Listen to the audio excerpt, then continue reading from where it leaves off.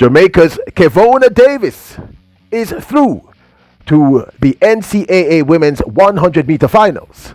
Welcome back to the channel, people. Welcome back to the channel. If this is your first time here, thank you for making it Peter Lloyd World. Now go ahead, please hit the subscribe button so we can continue to grow. When you do that, go ahead and hit the notification bell so you know when the next video drops, which is about once a day here on Peter Lloyd World. Also, if you enjoyed the content, please hit that like button. And finally, leave your comments after this sports analysis, where we take a look at and break down the races, and then we take a look at your comments. So stay until the end. You just might hear from yourself. When you're ready, yep, good to go. Jamaica's Kevona Davis continued her forward advance to the women's 100 meters finals at the NCAA championships, making it through the quarterfinals. Davison was lined up against the phenomenal Abby Steiner, who has been taking the collegiate 100 meters and 200 meter scene by storm.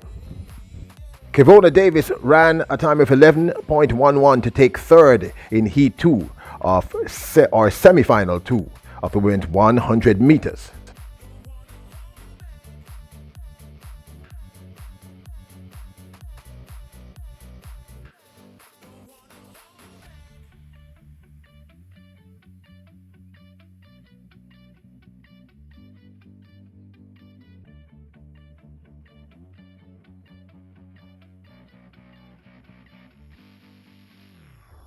Abby Steiner of Kentucky won in 10.90, a personal record and a season's best, with Rosemary Chukwuwama of Texas Tech taking second in 10.99. Kevona Davis of Texas running that 11.11 to take third position. Now, you probably noticed in the race that Kevona Davis sort of got her running in the latter stages, in the last 40 meters of that race.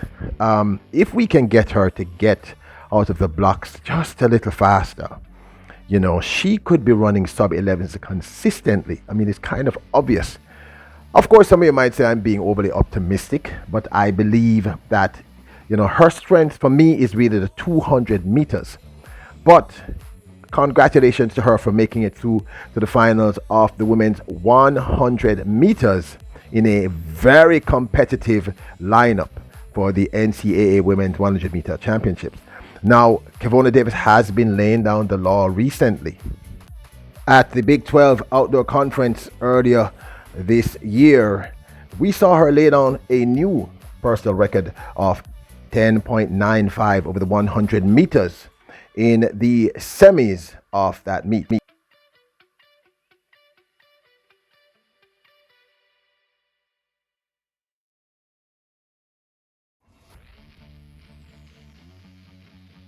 She returned to run a remarkable but unfortunately wind-aided 10.83 in the finals, running second to Julian Alfred, the phenomenal sprinter out of Texas.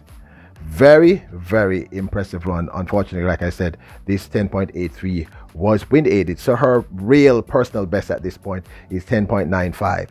She's one of, I believe, maybe 5 or 6 women thus far for the 2022 season out of Jamaica, to have hit that sub 11 mark, that dreaded sub 11 mark.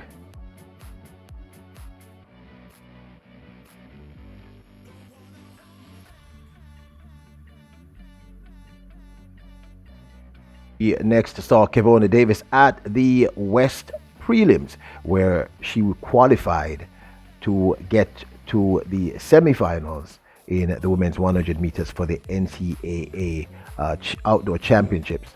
And again, she was very impressive over this 100 meters.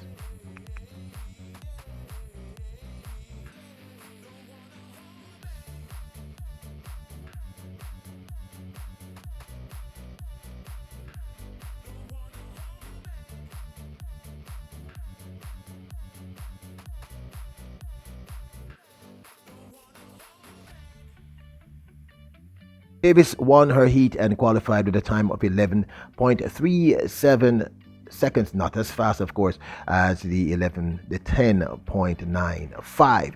Now, as I stated, if you look at the race, Kevona, she has the issue that she has for me, and then she's clearly been improving it, which is why her times are improving, is her start. That first 50, they have to keep working on that start.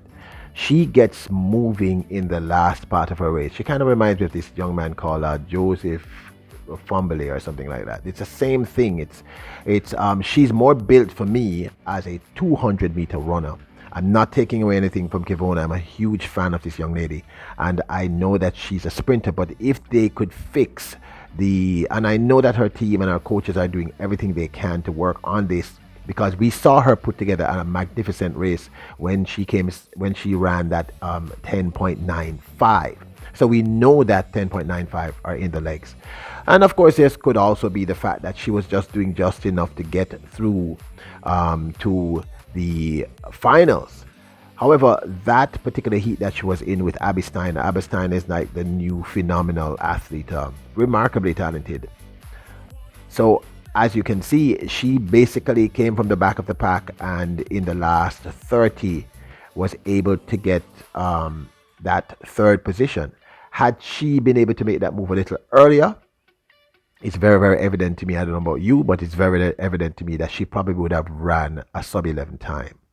So didn't look as impressive as she looked at she ran a faster time, but when we saw at Texas, when she ran at a phenomenal 11.95, she didn't look as impressive, but I know that that's in her legs. So let's see what happens in the finals. This finals is going to be a doozy, people, because Abby Stein is there. Julian Alfred is there, another phenomenal talent, both of whom I think ran 11.90. So Kevona Davis will have to step it up. She has to go sub 11. And I believe there are about 4 girls in that finals who have already ran sub 11. So she is going to have to go sub 11 to make a mark, realistically. Anyway, huge fan of Kevona Davis. You all know this. And this is just my 2 cents. So let's take a look at your comments. Phenomenal wrote, good to see that she's back. Had shown so much promise. Hope the injuries are behind her for good. High Tech Troy wrote, Kevona versus Clayton Twins versus Brianna. Who will win? I'm sure we're going to be seeing that in the next 24 months. Should be a heck of a matchup though.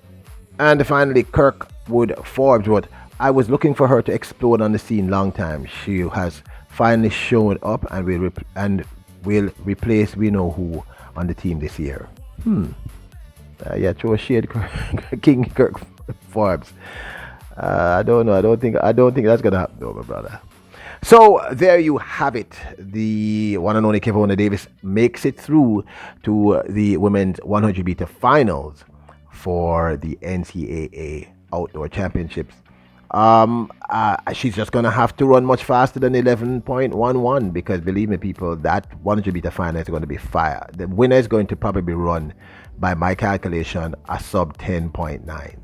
I'm deathly serious. So she's gonna have to deliver. So don't forget to hit the subscribe button, hit the notification bell, hit the like button if you enjoy the content. Leave your comments. Never forget that you are kings and queens. Bless up.